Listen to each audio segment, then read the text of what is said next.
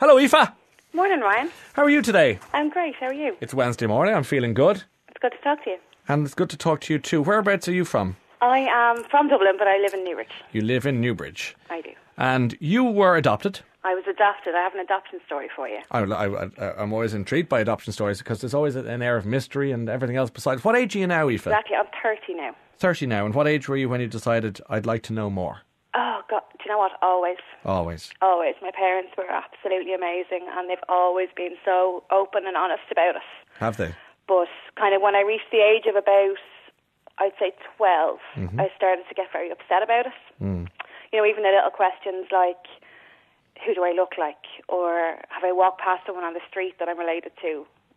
You know, those sorts of little things. Yeah. And 12 isn't 12 really the age that you start thinking about your life and who you are and what's going on, and Really is. you really start poking around for info about the world. Yeah, I started to kind of ask my mum, you know, before I was old enough to understand. I kind of said, why don't I look like anybody? And, you know, my brother was adopted as well, and she was well used to all the questions, so she was brilliant with them. But she told me the best way that I could deal with it was to start writing my birth mother letters. So even though I could never send them, it would be a way of getting all of this confusion out of my head. And you did that, did you? And I did that since I was about 12. And what sort of things would you write? Oh, even like random little things. I kept the letters and random little things, you know, like things that a 12-year-old or a 14-year-old wanted to know. You know, what did you look like? Or I hope your life is okay. And, you know, I just little things that, you know, things that upset me about it. And I kind of worried about her as well. About your birth mother? Yeah, because, you know, it must have been the hardest thing in the world to have to go through. So I eventually decided that I was going to put all my letters and all my thoughts and gone through all the searching process, was going to put it down. I was going to write a book, which is what I've done. And I've wrote a book about all my reunions and going through adoption myself as an adult. And I've wrote a book about it all, and I'm at the process now of going to get a literary agent, hopefully, and take the next step with it. But I just really wanted to tell my story. Yeah, I'd love to hear it. So at what point did you decide to make the next take the big step from writing letters to yourself in a way to actually starting the search? Starting the search, well, I was about 15 when I really started having a tough time. So my mum contacted the adoption agency for me and kind of asked them, would they be prepared to just speak to me to help me cope with it, because I was really getting upset at this stage. Yeah. So they agreed to meet me, and it turned out that I met the same social worker that had met my birth mother. So even silly little things like sitting in a room that I know she had sat in, talking to the same woman, and she's telling me I look like her. You know, things like that. And she's sitting beside this massive filing cabinet of all these files, and I'm kind of going, I know I'm too young to understand, or I know I'm too young to get the information, but if I just went to that filing cabinet. So I kind of, for the next few years after that, I really was on a countdown to my 18th birthday. 18 equals 18 showtime. Equals, yeah, you're allowed, have a meeting, you're allowed. Okay. Well, at 15, okay, so 12 you're confused, 15 you're upset. What are you upset about? I did have a few feelings of, you know, I had never had any resentments, but I had a few feelings of, okay, someone gave me away. Rejection. Yeah, you know, and I wasn't angry, but it hurt me. You know, I was a bit, and I have an amazing life, and my parents are brilliant. Yeah. But it just didn't take away the piece of the puzzle, you know, the unknown. I do understand that entirely, yeah. So I kind of became a bit consumed with that, to be honest. Yeah. Well, and yeah, so that's kind of where I was, and I was hoping, you know, wait till I'm 18, and my 18th birthday was never about what normal people would, you know, pub, I can legally drink, I can drive, you know, it was all just about, I get to have my meeting. So when I finally turned 18, I think it was about a week before, I wrote my letter, and I really wanted them to start the search. And then 2 weeks later, I got a letter back, and it said I had to wait 2 more years. So I was devastated. Why did you have to wait? Because the adoption agencies, there's so many Irish people out there affected by adoption. And the adoption agencies were so flooded with tracing services and people wanting to talk to them that it was a 2-year waiting list to even go in and have a meeting. That's some backlog, isn't it? Yeah, it was for something insane. so important. And, you know, what 18-year-old is patient? None that I'm aware of. You know, I wasn't whatsoever. So, I mean, I got through it. I did what everyone else does, and I went out with my friends and kind of lived life and got through it. And then eventually I got my letter saying I could go in and talk. So there's a whole big long process about what you have to do before they'll even start a search. You have to have counselling, you have to have a certain amount of meetings, they have to talk you through what's going to happen and why, and what happens if she replies, what happens if she doesn't reply. So they made it very clear that they wanted to send her a letter, that they found her fairly easily, because I think there was an address somewhere in her notes that was the same, that they could trace back and find her fairly easily. So they said they found her fairly easily, but they really wanted to be careful about how they were going to contact her. Sure. So they wrote her a letter which was fairly cryptic. You know, it was supposed to be something she'd understand, but not necessarily anybody else who looked at the letter.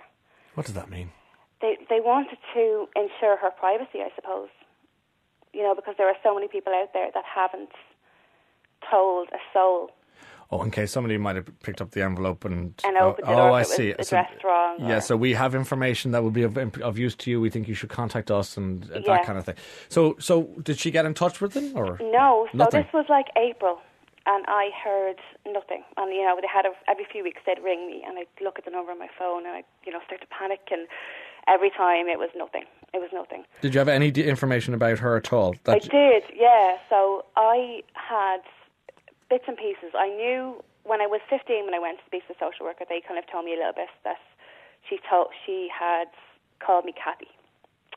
So I knew the name she had given me. And I knew her first name was Mary. And I knew she was a twin, and the hospital I was born in, and that she was 24.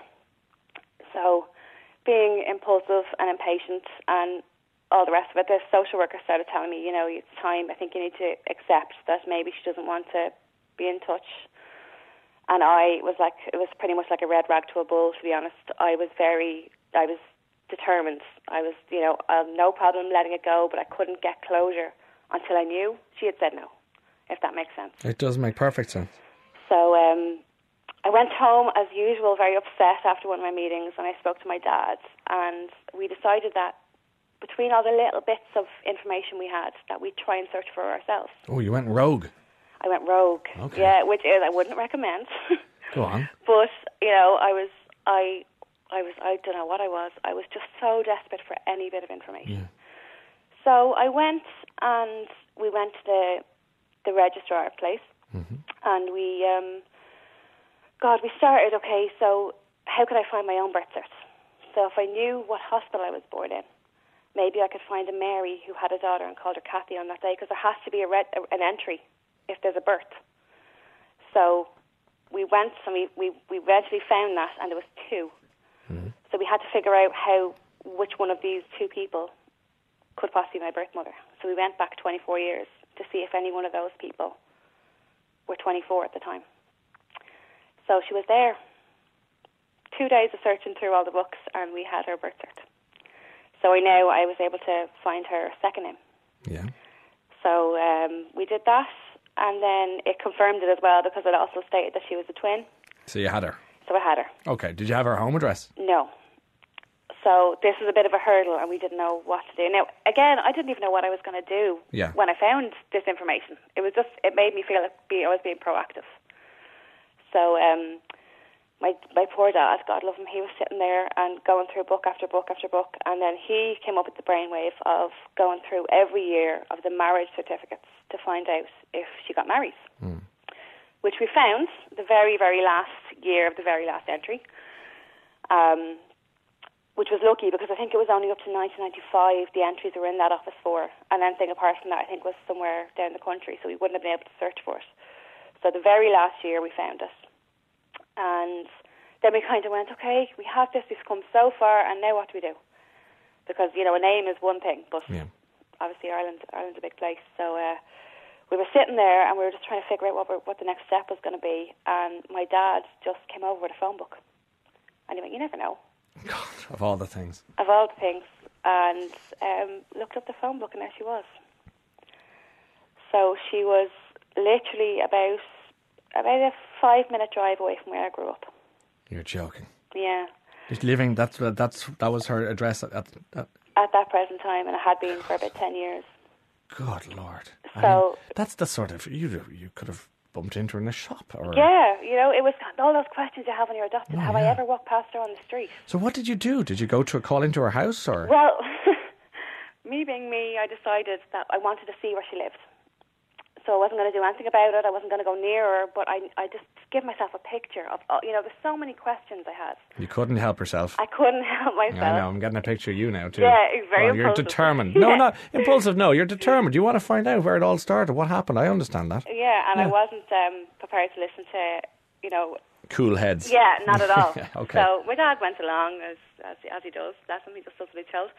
And we drove up to her. So my heart was pounding. Just even being in the same area I knew she lived, So we drove up, and I was so busy looking at the numbers on the houses to try and figure out which one it was, that when I drove past her house, she was standing in her front garden. She was there? She was there with her little boy, yeah.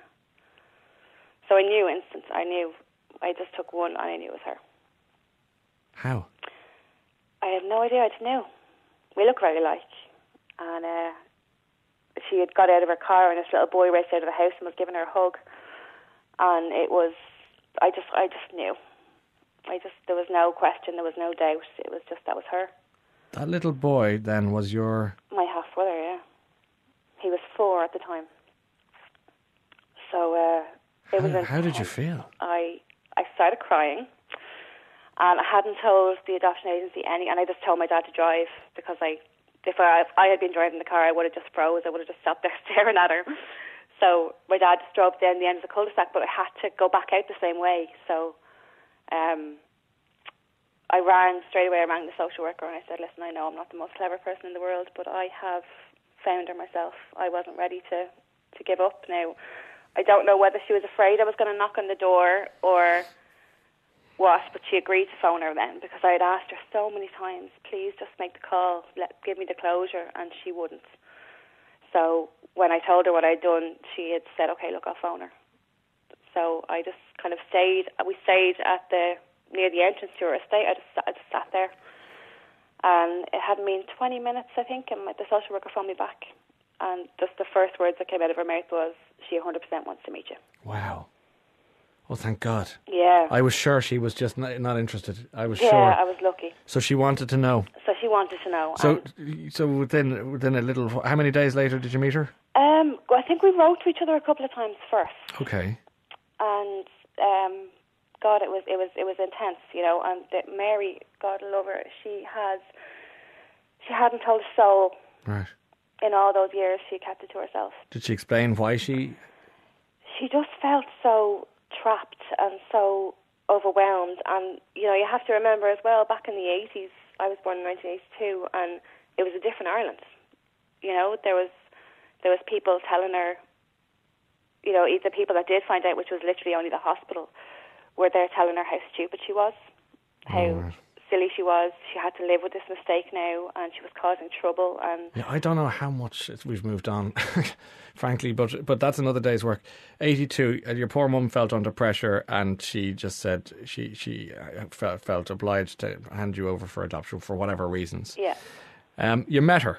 I met her, yeah. Where? I met her in the adoption agency. In an office, just the pair of you? In an office, just the pair of us, and the social worker at first. You walked into the room. Was she sitting there? She was sitting in a room, yeah. They had absolutely everything planned. Okay. And when you walked into the room, describe her to me, as you saw it, as you remember. Oh, it was just the most friendly face I've ever seen in my life. She was just full of joy and anxiety, and I think we basically raced towards each other. It was just, they had every single thing planned. They were kind of, is it okay if she hugs you? The meeting is only going to be 2 hours. Do you want to have a table in between your chairs so you can have space? Every last detail was planned. So we hugged and we cried and we laughed. And, the hardest part of that day, I think, was just her telling me the reaction. Back when she had left me, the reaction of the hospital was just horrendous. They had her hidden in a room. They told her she couldn't. They moved her away from me. She couldn't spend any time with me at all, and that wasn't her choice. That was them. In case anyone was to see her, they called her stupid. They refused her pain medication because they said she had to live with her mistake. It was just for someone to be treated that way, and then she was literally given. Once they told them she hadn't told anyone of her pregnancy or anything, they gave her an appointment card the next day, told her to turn up at the adoption agency, and left her on her way. Gosh. And that was it. So that was heartbreaking to hear. How did you leave it that morning then in the room? That morning, God, we didn't want to say goodbye. Wow. There wasn't a moment's silence. The whole, when you don't even know somebody, sometimes it can be you're so nervous. Will I have anything to say? So did you put your number into her phone, or did she put your number into her phone? That was a second meeting. The social workers wanted us to do a few more meetings in the agency, but we were so comfortable with each other at this stage after meeting for the second time that we decided that we were going to, before the social worker came in, we were going to swap contact details and meet on our own terms. So you did that? We did that. And when I put her number in my phone, it came up as contact already existed. Your mum's number? My birth mother's number, yeah. Your birth mother? How?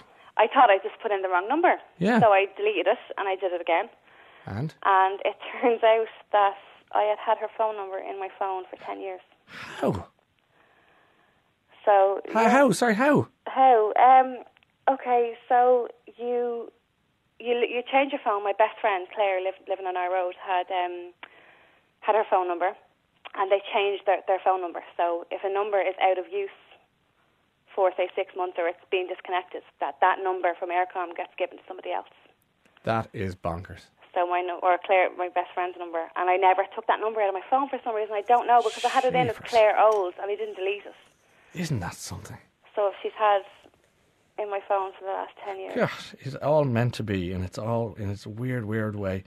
Tell me what happened. You were 26 around this time. No, I was 20. I was just 20 at the time. This was when you were starting. Okay, so you and you maintained your friendship with your mum then, did you? Yeah, about 2 months after I met my birth mother, I ended up in the same situation that she had been in. As in, I ended up pregnant and alone. At what age? At 20. Okay, and who was the father of your... Not who was the father, but what happened to the dad of your baby? He wasn't interested.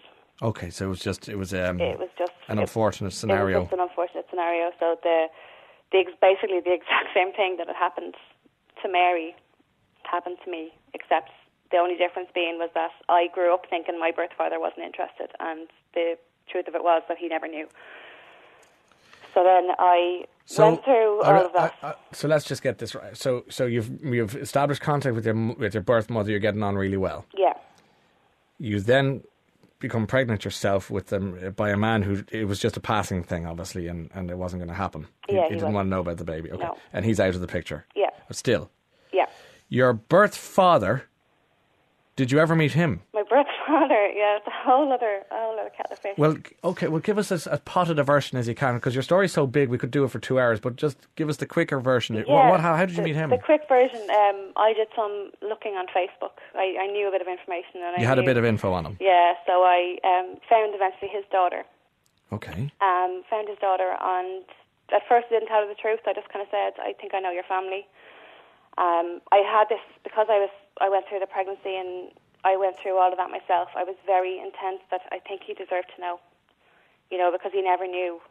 I grew up thinking one way about him, which obviously wasn't true. Okay. And I just said, right, okay, it's time for me to find out. You tracked his daughter through Facebook? Tracked his daughter through Facebook, who was lovely to me. And I told her, she told me that he wasn't with that family anymore. Okay. They have 3 children in that family, and he has another family. He lives in Europe. And she said they don't really have contact, but she was lovely to me, and I just said, look, that's enough for me, I think. And I kind of got, right, well, I don't want to cause anyone any bother. Yeah, so leave it be. Let sleeping dogs lie. So I did that, and then she was lovely, and I had, a few words with her, and she was very eager to know I was okay and all that sort of thing. She's only 2 years younger than I am. So that was all fine, and then, God, really quickly then, I happened to be teaching. I work in the ambulance service, and I happened to be instructing a first aid class in the town that he's from, in the west of Ireland. Of course. And I get a phone call in the middle of class, which I answered because I thought it was a foreign number and my brother-in-law lives out of the country and I thought it might have been him. So I answered and excused myself from the class, and just this voice said, "Hi, I'm thinking of your father." Good Lord. So to cut a long story short, 6 days later he was in the country. Yeah. And he rings me at 6 o'clock in the morning and he said, "Surprise, I have to meet you. I'm in the country. I'm at the airport. I'll be here by lunchtime." So I phoned Mary and I was panicking because I wasn't ready. I felt rushed and I wasn't ready. So she went and met him that night for me, so I could have a bit of time to adjust and get ready. And she went and met him, and then she came with me to meet him the next day. So that was your birth mother was going to meet your birth father for the first time since you were born. Yeah. Where? They met in a restaurant, I think, in town. That's where they were meeting. That's where they were meeting. And when did you lay eyes on your dad? So we were supposed to meet the next day. He was a nice man, but to put it, he was fond of the drink. So we were supposed to meet him in the middle of the afternoon in a hotel lobby. Yeah. Because we didn't know what to do because we hadn't got the guidance of the social workers this time. So when we got into town, we phoned him, and he wasn't in the lobby anymore. He was in O'Neill's pub, it's off Grafton Street. I sure do. So he was in there, and he said he wanted to go settle his nerves, which I was upset about when I heard, but what could we do? So before I was going, he was up in the smoking area in O'Neill's pub, and he decided to tell every single person in the smoking area who he was waiting for. Oh, God. So I walked in, yeah, and meet this stranger, and I get a standing ovation from all of these strangers, which is such a private moment, Yeah. And that's not good at all. No. So Mary kind of filled in all the awkward silences for the first few minutes. She was brilliant. She was my absolute rock that day. And his friend came over, who he'd brought with him, and his friend was very worse for wear. Like, it was 4 o'clock in the afternoon, and his friend came down and put his head on the table and got sick all over my shoes. Oh, you're kidding. Yeah. So that was the first time I met my birth father. Oh, God. So what was the upshot of that encounter in the pub then? Well, Mary took control of the whole thing, in fairness to her. She just said, "We're leaving, and if you want to come, you can come for a meal with us, but we're not staying here." So we went off for a meal, and he came, and he doesn't mean any harm. He's a nice man, he really is. I feel so sorry for him, but he was very, very intense, and he didn't understand how to take it slow. He was holding me the whole time, and holding my hand and hugging me, and it was a bit, I needed my space, it was a bit much. So he didn't understand that there needed to be boundaries, and I have the most amazing parents in the world, and I wasn't looking for a father-daughter thing. And did you have contact with him after that night? I did for a while. He rang me every day, and phone calls started getting later and later and later, and then he rang me at 2 o'clock in the morning about 5 times, and I kept on asking, I've got children and they're all asleep and you're waking, you need to not ring me at this time. And he just kept on saying, "Well, you're my blood. I need to be able to talk to you." And he couldn't find those boundaries. So I felt he probably needed counselling, to be honest, because I think the way you go about searches sometimes can be the factor in whether or not you have a successful reunion or not. So is he out of your life now? He is, yeah. He couldn't take it slow, and then he turned up in Kildare trying to find the house when he knew I wasn't ready for it, so I had to just back away from it. Yeah. You're married now? I'm married. And how many children? 3 children. 3 children? Yeah, with the most amazing husband in the world. And you sound like a very together woman. You do. I mean, I think you were a little bit at 6s and 7s for a while. Yeah, definitely. But it's extraordinary. I mean, I'm not surprised you've written it down. What I am surprised about is how Gillan Macmillan or the O'Brien Press or, the Liberties Press haven't jumped on your story. Because, I'm hoping that happens. Well, it should happen. It should happen today, because it's just, I mean, the way you were telling it, I was living it as a TV program, like it's a film script. It can be, yeah. When I said goodbye to my birth father, Mary and I sat there going, "This is something out of a film," because really, truly there was a homeless man. My birth father was hugging me, and he was crying, and he wouldn't let go. We were just off Wicklow Street, and he wouldn't let go. And a homeless man came up over my shoulder and asked him for change. So he let go of me to search in his pockets. So he took out a €5 note and gave it to the homeless man and just put his arm around this guy and just said, look, come on, me and you will go for a pint. And just like walked off down Grafton Street arm in arm with this homeless guy. And we're sitting there just going, it really is. It's like a film. Like if I saw it in the movie, I'd say now they're over-egging it. Yeah, honestly. Roddy Doyle wouldn't do that, you know. Frank McCourt wouldn't have done that. Yeah. You know, isn't it amazing? What a story, Aoife. And then honestly, I went through adoption then as well. My husband adopted my oldest child then. Yeah, so that's all. You're all in situ yeah, there. full circle. Wow, and you're still having a good relationship with your birth mum? I have an amazing relationship with my birth mum. She's a strong lady. I'm very proud of her. Good. I'm so pleased for you. What a great story. Thank you very much. Yeah, and told so beautifully, by the way. Well done. Thanks. No, really lovely warmth and ease of tale. Thanks for that. No problem. That's all I can say to you is thank you. And what I can tell you that I'm really happy for you. Thank you very much. much. I am, and your family. I hope you have a lovely Christmas. And I'm happy for you too with your 2 more sleeps. I know. We're all excited. We're all here. looking forward to it here. I hope you enjoy it with the kids on Friday we can't wait. We're all setting up for the popcorn. Okay.